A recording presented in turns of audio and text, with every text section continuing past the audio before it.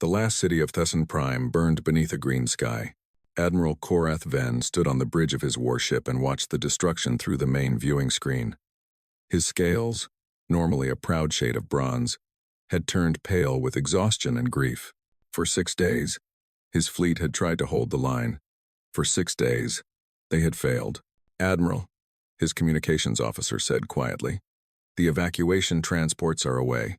40,000 civilians made it to the jump point. 40,000. The planet had held 9 billion people just 1 month ago." Korath closed his eyes and tried not to think about the mathematics of loss. Below them, the Vrikari swarm moved across the surface like a living shadow. Millions of them. Tens of millions. They did not build camps or establish bases. They simply consumed. Every plant, every animal, every person who had not escaped became fuel for their endless expansion. In a week, Thesson Prime would be a dead rock. In a month, there would be nothing left but dust. "Take us to the jump point," Korath ordered. His voice was steady. It had to be. "There is nothing more we can do here." As his ship turned away from the dying world, Korath thought about the enemy they faced. The Vrikari had appeared 300 years ago from somewhere beyond the galactic rim. No one knew where they came from.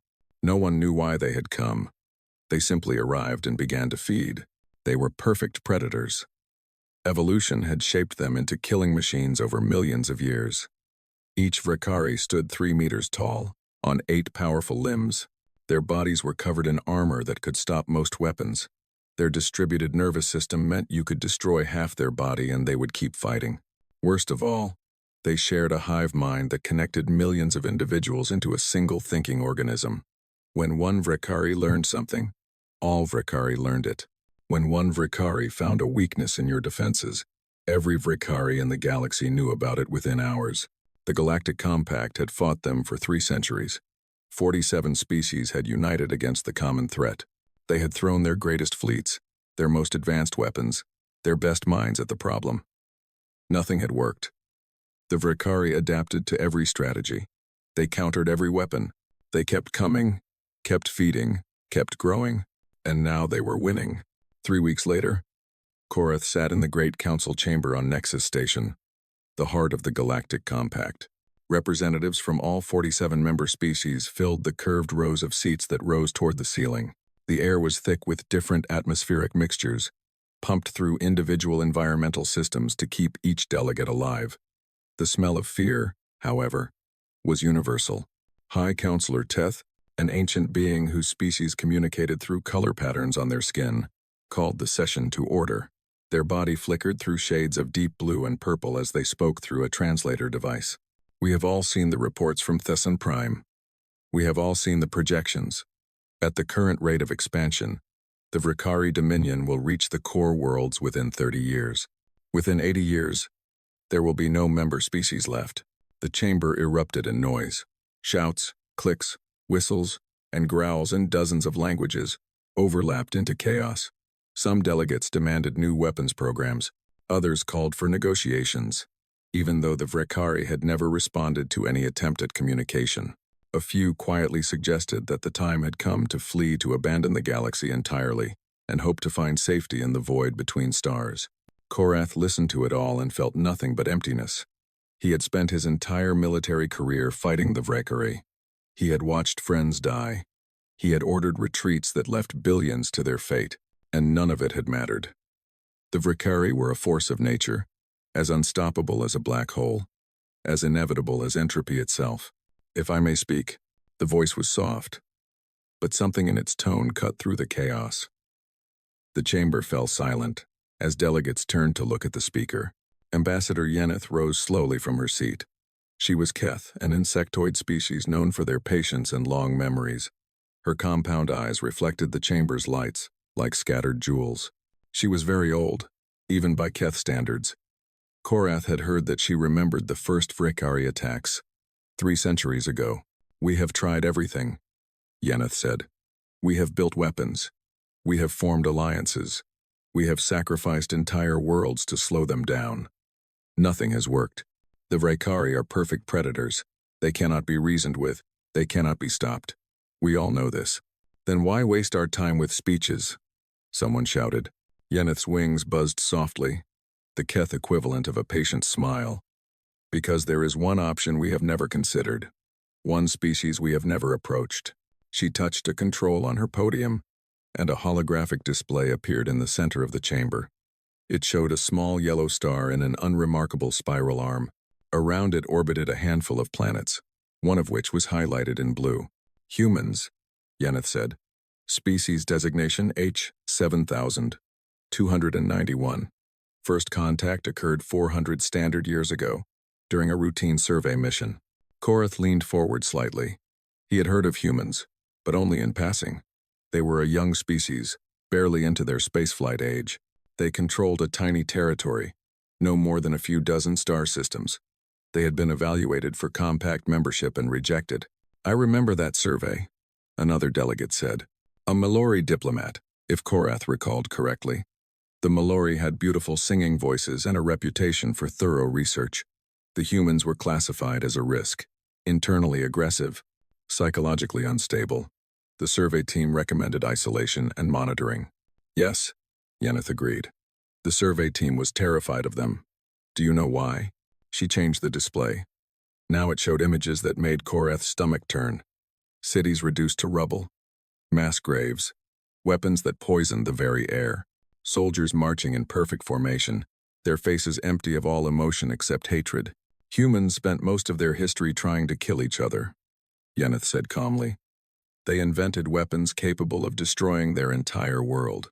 They committed what they call genocides, the deliberate extinction of their own subspecies. They came within moments of ending their own civilization. Not once, but multiple times. The chamber was silent. Korath stared at the images and felt something he had not felt in a long time. Not hope, exactly. Something darker. Something that whispered that maybe, just maybe, monsters could fight monsters. The survey team recommended isolation because they believed humans would eventually destroy themselves, Yeneth continued. They were wrong. Somehow, against all probability, the humans survived. They stopped their wars. They healed their world. They reached for the stars, but they never forgot what they were. They never forgot what they were capable of. She shut off the display. The Vrekari are predators. They have conquered hundreds of species across 300 years. Every one of those species evolved to survive, to hide, to flee from danger. The Vrekari have never encountered anything else. They do not know what it means to face another predator, a true predator, one that hunts not from hunger, but from choice. You cannot be serious, the Mallory delegate said. You want to invite those things into our war? I want us to survive, Yeneth replied. The Vrekari are coming. They will not stop. They will not negotiate. They will consume us all unless we find something that can stop them. And I believe the humans might be that something. The debate lasted for hours. Korath did not participate. He simply sat and thought about what he had seen. Those images of human violence had been disturbing, but something else had caught his attention. In every picture of destruction, there had also been pictures of rebuilding, hospitals rising from ashes, children playing in fields that had once been battlegrounds, a species that had looked into the darkest parts of itself and somehow found a way back to the light. Maybe that was what the galaxy needed. Not another peaceful species that would be consumed by the Vrekari swarm. Not another civilization that had evolved to run from predators. Maybe they needed something that had learned to be a predator and then chosen to be something more. The vote was close, but it passed. A delegation would be sent to human space. Korath volunteered to lead it. 2 weeks later, his diplomatic ship dropped out of faster-than-light travel at the edge of human territory. The stars here were younger, brighter than in the core worlds. Korath looked out at them and wondered what kind of species could emerge from such a place. He did not have to wonder long. Unknown vessel. You have entered Solar Union space. The transmission came through on all frequencies. Harsh and direct. State your business, or be fired upon. You have 30 seconds. Korath's communications officer looked at him with wide eyes. Admiral, they are charging weapons. Their targeting systems have locked onto us. Korath should have been afraid. Any sane person would have been afraid. Instead, he felt the first spark of hope he had known in years. The Vrekari never warned their prey. They never gave anyone a chance to explain. They simply attacked, consumed, moved on. But the humans had issued a warning. They had given Korath 30 seconds to respond. That meant they were willing to listen. That meant they were not simply predators. They were something far more interesting. Open a channel, Korath said. Tell them we come in peace. Tell them we come with an offer. Tell them the galaxy is dying, and we need their help. He paused, looking out at the stars that had birthed humanity. Tell them we need them to teach the Vrekari what fear means. The human patrol ship was small and ugly. It had none of the elegant curves that compact species favored in their designs. Instead, it was all angles and armor plates and weapon mounts. Korath counted at least 12 different weapon systems visible on the hull, and he suspected there were more hidden beneath the surface. The ship escorted them through human space for 3 days. During that time, Korath watched everything. He saw mining operations that stripped asteroids with brutal efficiency. He saw defense platforms orbiting every inhabited world, their weapons always ready. He saw civilian ships that moved in precise patterns, like schools of fish that had learned to fear predators. These people lived as if war could come at any moment. They had built their entire civilization around the assumption that someday, something would try to destroy them. Korath found that oddly comforting. Their destination was Luna, the large moon orbiting the human homeworld. The Solar Union had built their capital there, a massive complex of domes and tunnels that housed millions of people. As their ship descended toward the landing zone, Korath got his first look at Earth itself. It was beautiful. Blue oceans, green continents, white clouds swirling through the atmosphere. It looked peaceful, gentle, welcoming. But Korath remembered the images from Yeneth's presentation. He knew what had happened on that beautiful world. The scars were still there, hidden beneath the surface. The delegation was met by a security team that examined every piece of equipment they carried. Korath submitted to the inspection without complaint. He understood caution. He respected it. Finally, they were led to a large conference room deep within the lunar complex. Windows along one wall showed the Earth hanging in the black sky. The room itself was simple and functional, with a long table and chairs designed to accommodate various body types. The humans had clearly hosted aliens before. 5 humans waited for them. 3 wore military uniforms covered in medals and insignia that Korath did not recognize. 1 wore simple civilian clothes. The 5th was a woman with gray hair and tired eyes who sat at the head of the table. Something about the way the others deferred to her told Korath she was in charge. "I am Secretary General Victoria Santos," she said. "I lead the Solar Union. Please, sit. Tell us why you have come." Korath sat. He had prepared a speech, carefully crafted to appeal to human values without revealing too much desperation. He forgot all of it the moment he looked into Santos's eyes. "We are dying," he said simply. "The Vrekari Dominion is consuming the galaxy. We have fought them for 300 years. We have lost. In 80 years, perhaps less, every species in the Galactic Compact will be extinct. We have come to ask for your help." Santos nodded slowly. Her expression did not change. "We know about the Vrekari. We have been watching the war for some time." That surprised Korath. "You have? But you never intervened. You never made contact." "No," Santos agreed. "We did not." One of the military officers leaned forward. He was a large man with dark skin and a scar running down one side of his face. "We were waiting to see if you could handle it yourselves. We do not interfere in other species' affairs without good reason." "Good reason?" Ambassador Yeneth's wings buzzed with agitation. "Billions have died. Entire worlds have been consumed. How is that not reason enough?" The scarred officer met her compound eyes without flinching. "Because you never asked. You had our coordinates. You knew we existed. In 400 years, you never once requested our assistance. You decided we were too dangerous to include in your civilization. You isolated us, monitored us like animals in a cage. Now you come begging for help because your other options have failed." The silence that followed was uncomfortable. Korath could not argue with the human's words. They were entirely accurate. "You are right," he said finally. "We were afraid of you. We looked at your history and saw only violence. We did not see what you had become. That was our mistake. We are paying for it now." Santos held up a hand, stopping the officer before he could respond. "General Webb makes a fair point, but fairness is not what will save your people. Let us be practical. What exactly are you asking us to do? Join the war, Korath said. Fight alongside us.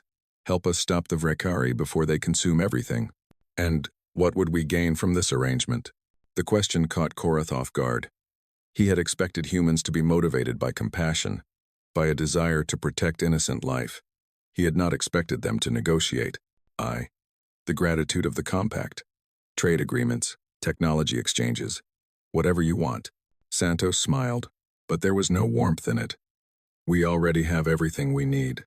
Our territory is small but well defended. The Vrekari have not threatened us directly. We could simply wait, let them consume your civilizations, and then deal with whatever remains. Korath felt his hope beginning to fade. Then why are you even listening to us? The Secretary General stood and walked to the window. She stared out at Earth for a long moment before answering. Because we know what happens when good people do nothing. Because we have learned, through great suffering, that evil does not stop at borders. Because if we let the Vrekari destroy you, someday they will come for us. And because, Admiral, we are not what we once were. We have changed. We have chosen to be better. She turned back to face him. We will join your war, but we will do it our way. We will not integrate into compact command structures. We will not follow your rules of engagement. We will fight the Vrekari with everything we have, using methods you may find disturbing. If you cannot accept that, this meeting is over. Korath did not hesitate. Accepted. General Webb stood. Then let me explain what you are agreeing to. You need to understand what kind of ally you have just gained. He activated a holographic display. It showed a timeline of human history, marked with dates and events that meant nothing to Korath. But the images were clear enough. Wars upon wars upon wars, each one more terrible than the last. We spent most of our existence killing each other, Webb said. His voice was calm, factual, as if he were discussing the weather. We invented weapons that could destroy our entire planet multiple times over. We used them against our own cities, killed millions of our own people in the name of ideology and territory, and simple hatred. We came so close to extinction that we can still taste it. He changed the display. Now it showed humans rebuilding, forests growing where bombs had fallen, children born in cities that had been ashes a generation before. Then we stopped. We looked at what we had done and we decided that we did not want to be that anymore. We built a new society based on cooperation instead of competition. We poured our energy into creation instead of destruction. We became peaceful. Webb paused and looked directly at Korath. But we never forgot. We never allowed ourselves to forget. We kept our weapons. We trained our soldiers. We maintained our readiness, because we know what we are capable of. We know that deep inside every human, there is a predator waiting to be unleashed. We choose to keep that predator chained. We choose to be better than our instincts, but if something threatens our survival, if something pushes us far enough, he smiled, and Korath saw something ancient and terrible behind the man's eyes. We let the chains off. The room was quiet. Even Yeneth, who had argued so strongly for this alliance, seemed disturbed by what she was hearing. The Vrekari are predators, Santos said, returning to her seat. They have spent 300 years hunting prey species. They have become very good at it, but they have never encountered another predator. Not a real one. Not one that hunts for reasons beyond survival. That kills not from hunger but from choice. They do not know what that means. They are about to learn. Korath thought about his long career, about all the battles he had fought and lost. He thought about the Vrekari swarm, endless and unstoppable, consuming everything in its path. And he thought about what it might mean to unleash something equally terrible against them. What happens after? He asked. After the Vrekari are defeated? What happens to this predator you have unchained? Santos met his eyes. Her expression was unreadable. We chain it again. We always have before. That is what makes us human, Admiral. Not the violence we are capable of, but our ability to stop, to look at ourselves and choose a different path. The Vrekari cannot do that. They are slaves to their nature. We are not. Korath nodded slowly. He did not fully understand these creatures, these humans who contained such darkness and such light in equal measure. But he understood one thing clearly. The galaxy had just gained an ally, and the Vrekari had just gained an enemy, unlike anything they had ever faced. "When do we begin?" he asked. General Webb's smile widened. 3 months. We need time to prepare, to build ships, to train our people for what is coming. He pulled up a star chart, showing Vrekari-occupied territory. We will start at Thesan Prime. We are going to take it back. That is impossible, Yeneth said. The Vrekari have over 2,000 ships in that system. You cannot possibly. We are going to take it back, Webb repeated. And we are going to do it with 12 ships. The delegation stared at him in disbelief. Korath wanted to object, to explain that such a plan was suicide. But something in Webb's eyes stopped him. This was not arrogance. This was certainty. 12 ships, Korath said slowly. Against 2,000. Yes, Webb said. We want them to underestimate us. We want them to think we are weak, desperate, foolish. And then we want them to learn how wrong they were. He shut off the display and headed for the door. Get some rest, Admiral. In 3 months, school begins, and the Vrekari are about to receive an education they will never forget. The human fleet dropped out of faster-than-light travel at the edge of the Thesan system. Korath watched from the observation deck of a compact monitoring station positioned far from the battlefield. Beside him stood Ambassador Yeneth and a dozen other representatives from various compact species. They had all come to witness the battle. Most of them expected to witness a slaughter. 12 human ships hung in the void, their dark hulls reflecting the light of distant stars. They were not beautiful ships. They were not elegant or graceful. They looked like weapons given form, all sharp edges and armored plates, and the dark mouths of cannon barrels. Facing them was the Vrekari Armada. Over 2,000 vessels spread across the system, ranging from small attack craft to massive hive ships the size of moons. They had been here for months, stripping Thesan Prime of every trace of life. Now they turned their attention to the newcomers who had dared to enter their space. This is Admiral Sarah Chen of the Solar Union Navy, commanding the battleship Defiance. The transmission came through on all frequencies, human and Vrekari alike. The voice was calm, almost pleasant. To the Vrekari Dominion forces in this system, you are occupying territory belonging to the Galactic Compact. We are here to ask you to leave, peacefully. If possible. The Vrekari did not respond with words. Their species had never shown any interest in communication. Instead, their nearest ships began to move, accelerating toward the human fleet with predatory grace. They are not responding to communication attempts, a compact analyst reported. Approximately 200 Vrekari vessels breaking formation to intercept. They appear to be treating this as a minor annoyance. Korath said nothing. He simply watched. The human ships began to move. But they did not move together. They did not form defensive formations or coordinate their positions. Instead, each ship went in a different direction, scattering like seeds thrown to the wind. What are they doing? Yeneth asked. They are breaking apart their fleet. The Vrekari will destroy them in detail. Wait, Korath said quietly. He had seen something strange in the human movement. Something that did not match any tactical doctrine he knew.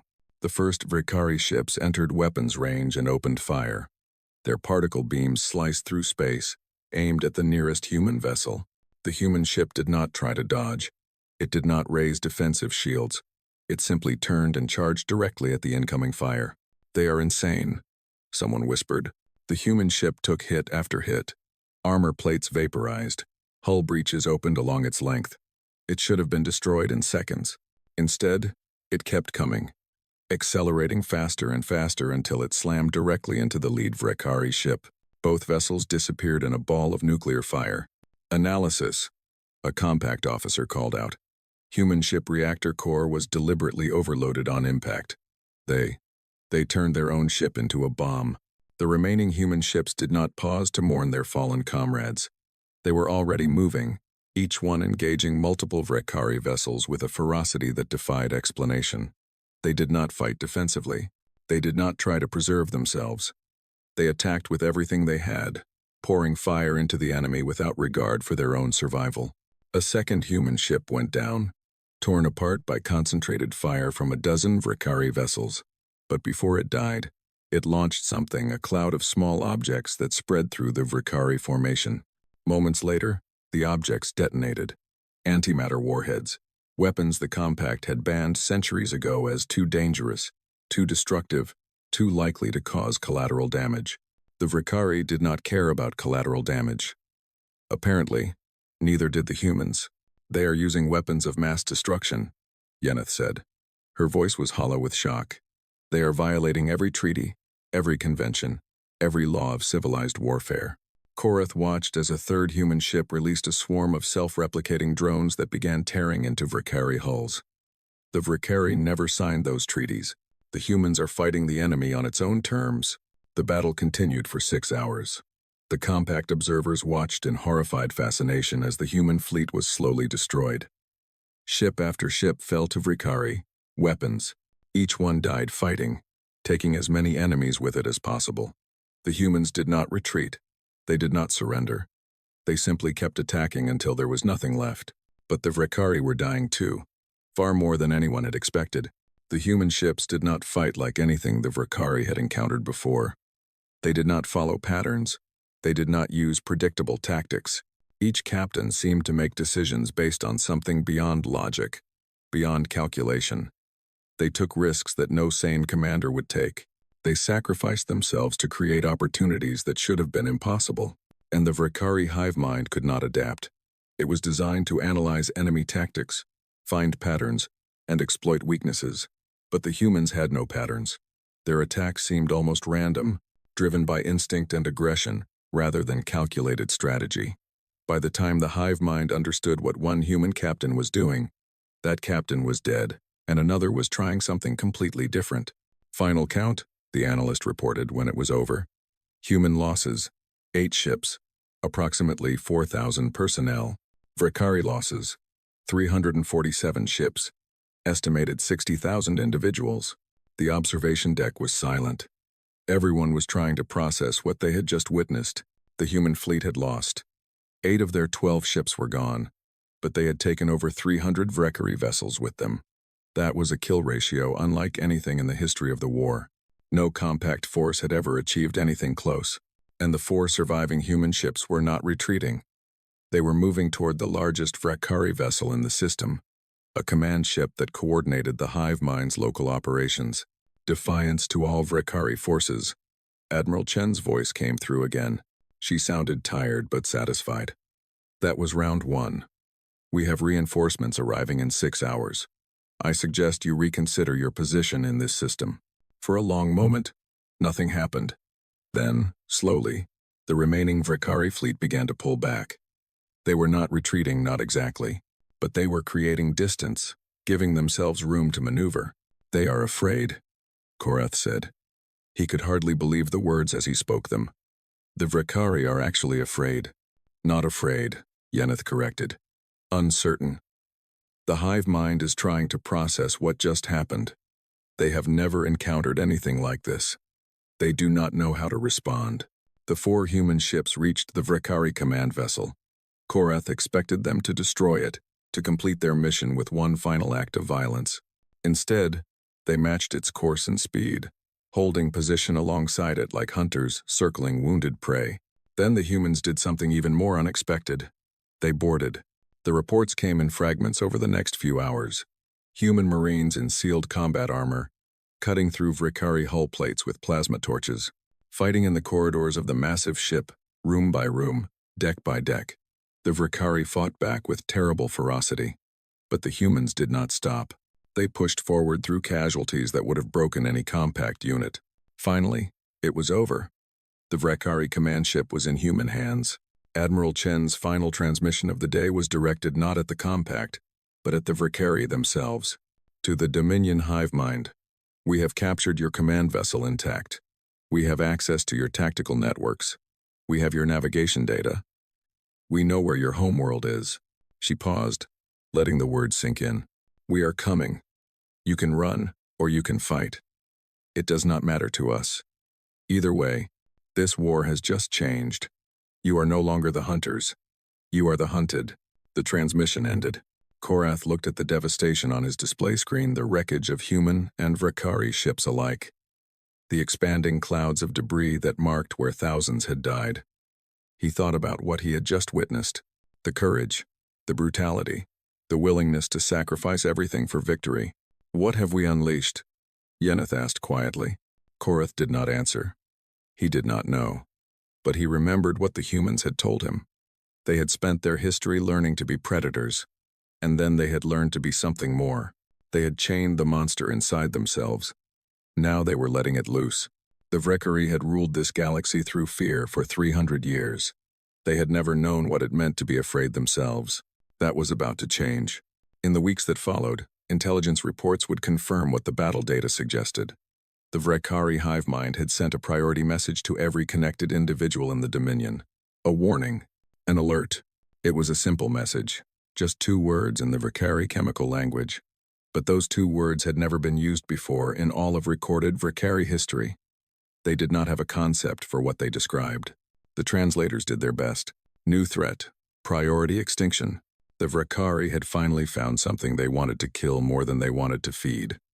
The humans had made themselves the most important target in the galaxy. Admiral Chen, when she heard about the message, only smiled. Good, she said. Now they are paying attention. 18 months into the war, the galaxy had changed. Korath stood on the bridge of the human destroyer Vengeance, watching as another Vrekkari colony burned. This was the 14th world they had liberated in 3 months. The humans did not call it liberation. They called it clearing operations. He had been assigned as a liaison officer to the human fleet shortly after the Battle of Thessan. The Compact wanted someone to observe, to learn, to report on human tactics. Korath had accepted the assignment eagerly. He had thought he understood what he was getting into. He had been wrong. Ground teams report all primary objectives secured, the communications officer announced. Enemy casualties estimated at 40,000. Civilian survivors located in underground bunkers. Evacuation beginning now. Korath nodded, but his attention was elsewhere. Through the viewing screen, he could see the surface of the planet below. Smoke rose from 100 different locations.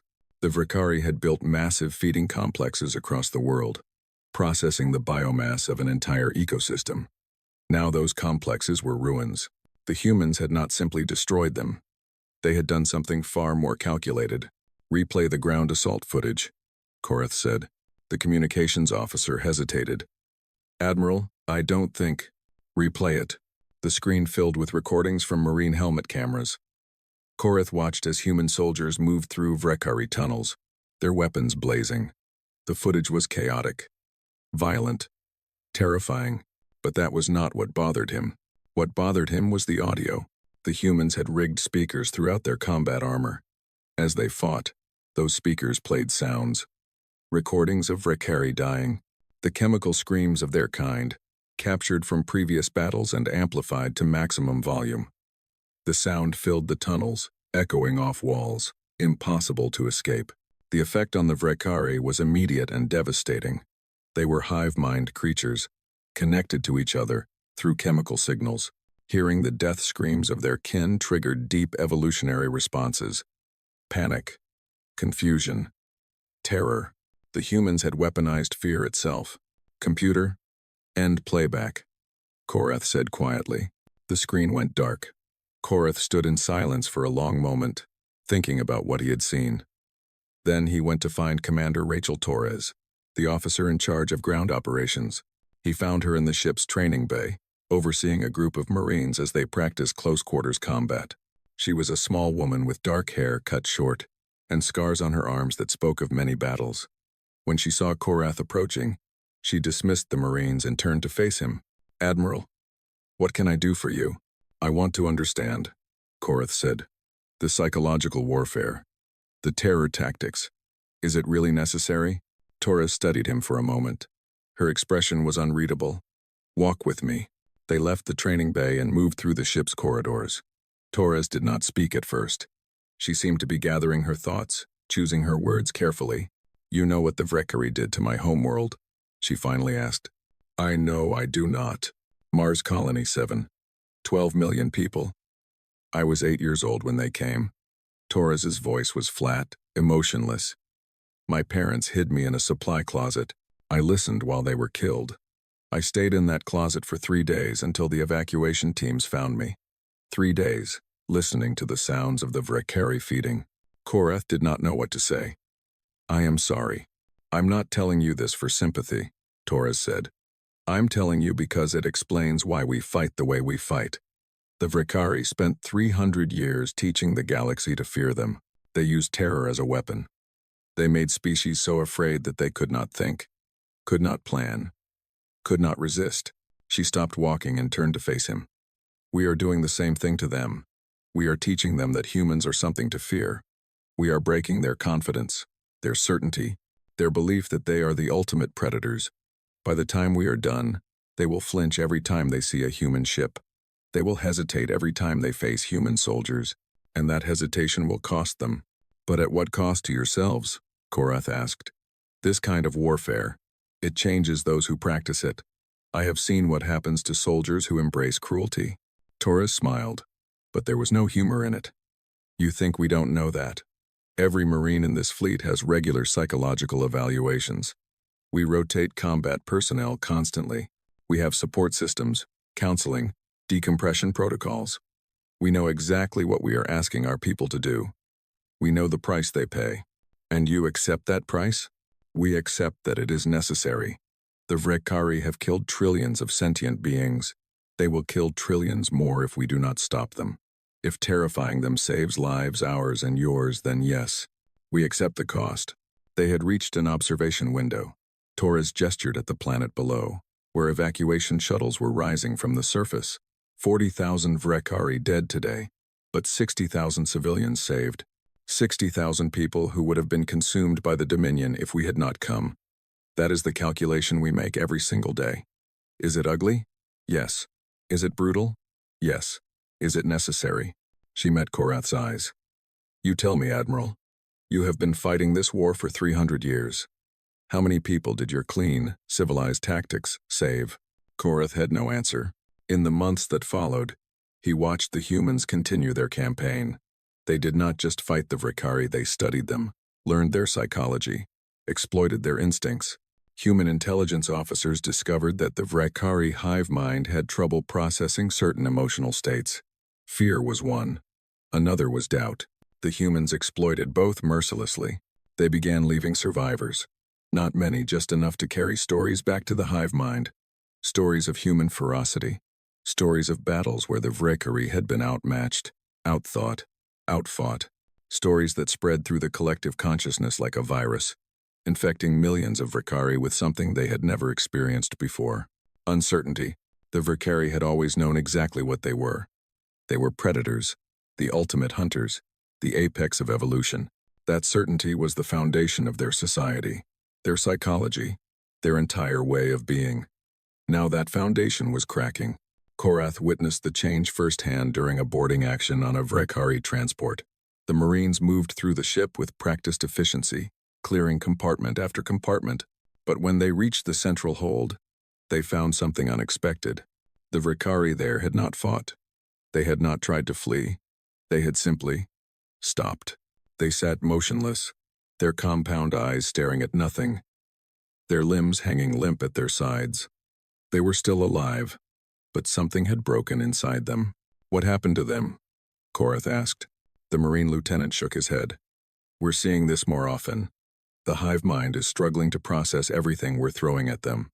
Some individuals just shut down, like their brains can't handle the stress anymore. Korath looked at the broken Vrikari and felt something he had not expected. Pity. These creatures had terrorized the galaxy for centuries. They had killed billions, but now, watching them sit in catatonic silence, he could not help but feel sorry for them. They had never known what it meant to be prey. Now they were learning, and the lesson was destroying them. Later that night, Korath found himself in the ship's officers' mess, sharing a drink with Commander Torres. The liquor was human, something called whiskey that burned his throat but warmed his stomach.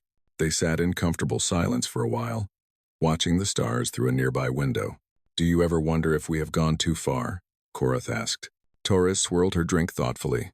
Every day, every single day, I wonder if we are becoming the monsters we fight.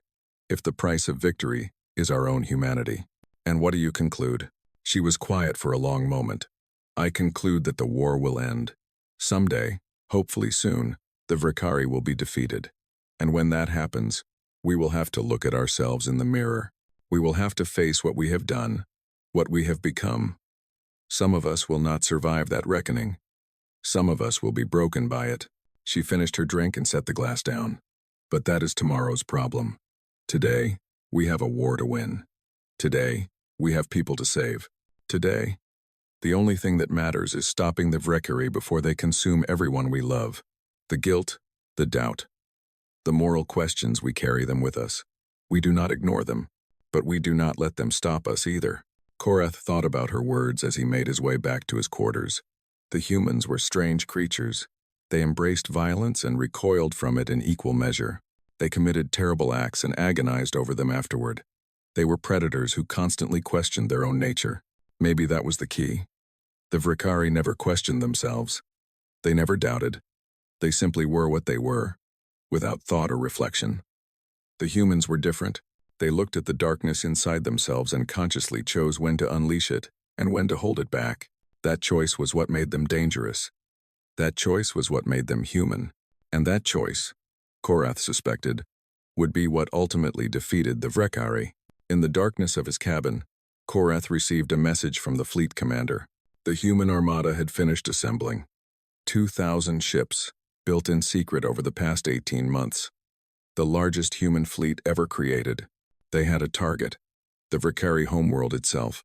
The final battle was about to begin. Vreka Prime was a world of eternal twilight.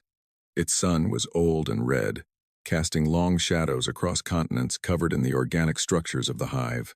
From orbit, the planet looked like a living thing, its surface crawling with motion as billions of Vrekari went about their existence. General Sarah Chen stood on the command deck of the battleship Judgment and looked down at the world she had come to conquer.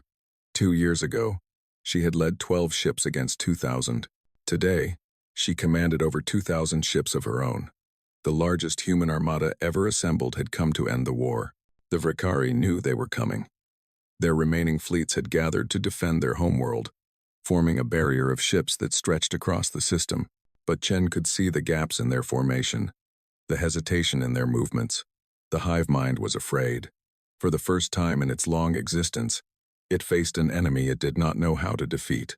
"All ships report ready, General," her communications officer announced.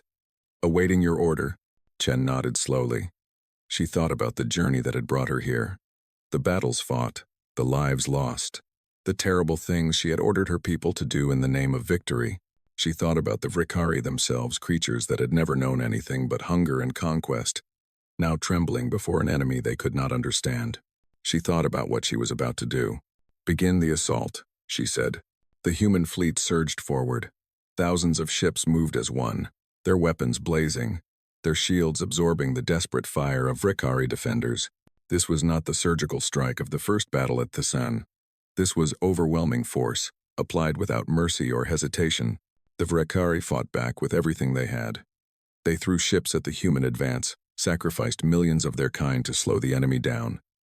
For a few hours, the battle hung in balance, but the humans kept coming, pressing forward through losses that would have broken any compact fleet. Korath watched the battle from the observation deck of a trailing cruiser. He had asked to be here, to witness the end of the war that had consumed his entire life. Now, watching the carnage unfold, he wondered if he should have stayed behind. "They are not retreating," Ambassador Yeneth said beside him. She had aged visibly in the past 2 years. The war had taken its toll on everyone. "The Vrekari are fighting to the last individual. They know what happens if they lose." "Do they?" Korath asked. "Do they actually know what the humans will do to them?" Yeneth did not answer. The battle lasted for 3 days. Slowly, inevitably, the human fleet broke through the Vrekari defenses. Transport ships carrying hundreds of thousands of Marines descended toward the planet's surface. The ground campaign began. Korath requested and received permission to accompany a Marine unit during the final push toward the Hive Nexus. He wanted to understand these humans. He wanted to see what they would do when they finally had their enemy at their mercy. The fighting on the surface was brutal. The Vrekari defended every tunnel, every chamber, every inch of their homeworld with desperate ferocity. Human Marines fell by the thousands, their bodies left behind as their comrades pressed forward. But they did not stop. They could not stop. They were so close to the end. Finally, after 6 days of continuous combat, the Marines reached the central nexus, the heart of the Vrekari hive mind. where the collective consciousness that controlled billions of individuals resided. It was a massive organic structure, pulsing with bioluminescent light, surrounded by the bodies of defenders who had died protecting it. General Chen arrived by shuttle as her soldiers secured the perimeter. She walked through the carnage without expression, her boots leaving tracks in the purple blood that covered the floor. When she reached the entrance to the Nexus chamber, she stopped. "We could end it now," Commander Torres said quietly. She stood beside Chen, her armor scarred from a dozen close calls. One antimatter warhead would destroy the Nexus. Without the hive mind, the Vrikari would be helpless. We could hunt down every last one of them. Chen did not respond immediately. She stood in silence, staring at the pulsing structure before her.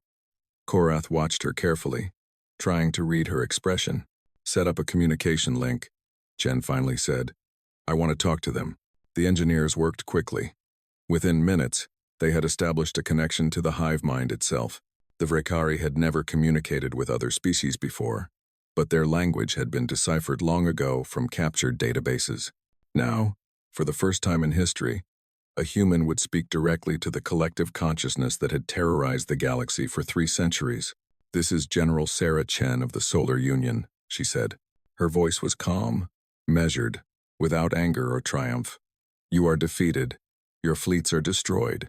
Your world is occupied. You have 24 hours to surrender unconditionally." The response came as a series of chemical signals translated by the communication system. The hive mind's voice was strange, neither male nor female, neither young nor old. It was the voice of millions speaking as one. "We do not surrender. We are Vrikari. We are the apex predators of this galaxy. We will fight until the last of us dies." Chen smiled slightly. "I know. That is what predators do. They fight until they cannot fight anymore. But I am offering you something different. I am offering you survival." "Why would you offer us survival? We have killed trillions of your kind. Trillions of all kinds. We are your enemies. We will always be your enemies." "Maybe," Chen said. "Or maybe not. The truth is, I could destroy you. Right now, with a single command, I could wipe out your hive mind and hunt down every Vrikari in the galaxy. It would take years, maybe decades, but we would do it. We have proven that we can be just as ruthless as you, just as relentless, just as willing to do whatever it takes to win." She paused, letting the words sink in. "But I am not going to do that. Because if I destroy you, I become what you are. I become a creature that kills because it can, not because it must. And my species has worked too hard, sacrificed too much, to become that. We were monsters once. We chose to be something better. I will not let this war take that choice away from us." The hive mind was silent for a long moment. Korath realized he was holding his breath. "You would show mercy? After everything we have done?"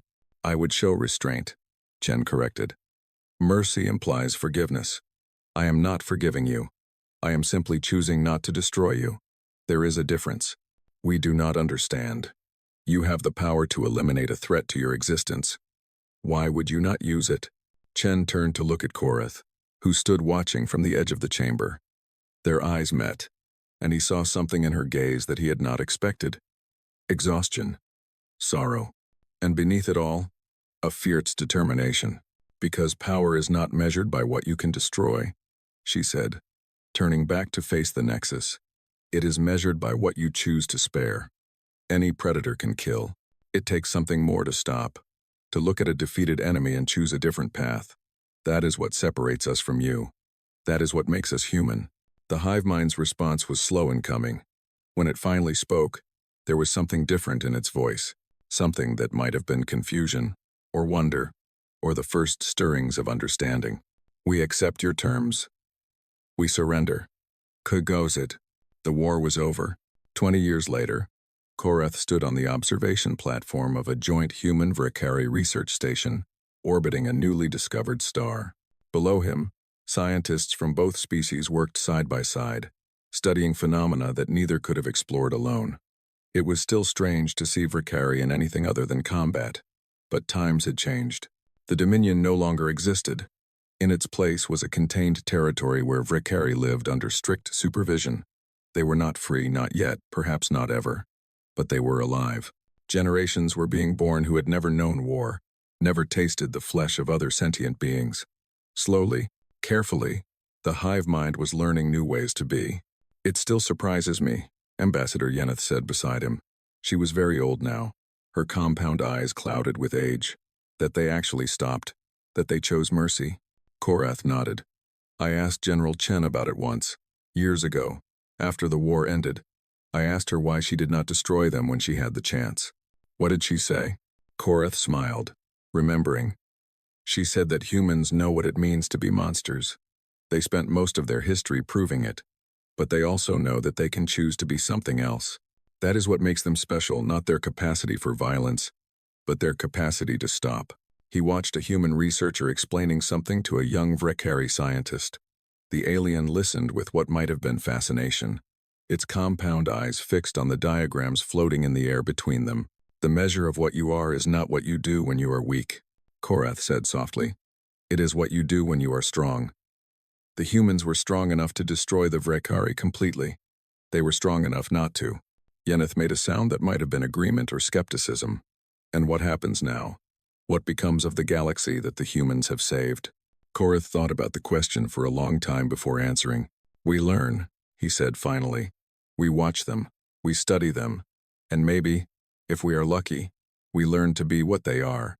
Not predators who conquer and consume, not prey who flee and hide, but something new. Something that contains both the capacity for destruction and the wisdom to choose creation instead." He turned away from the window, his old bones protesting the movement. The future stretched out before him, uncertain but no longer terrifying. "The humans showed us that it is possible," he said. "The rest is up to us." Below them, the research station hummed with activity. Humans and Vrekari and a dozen other species worked together, building something that none of them could have built alone. The galaxy had changed. The old order had ended. And in its place, something new was being born. Something that, for the first time in 300 years, felt like hope.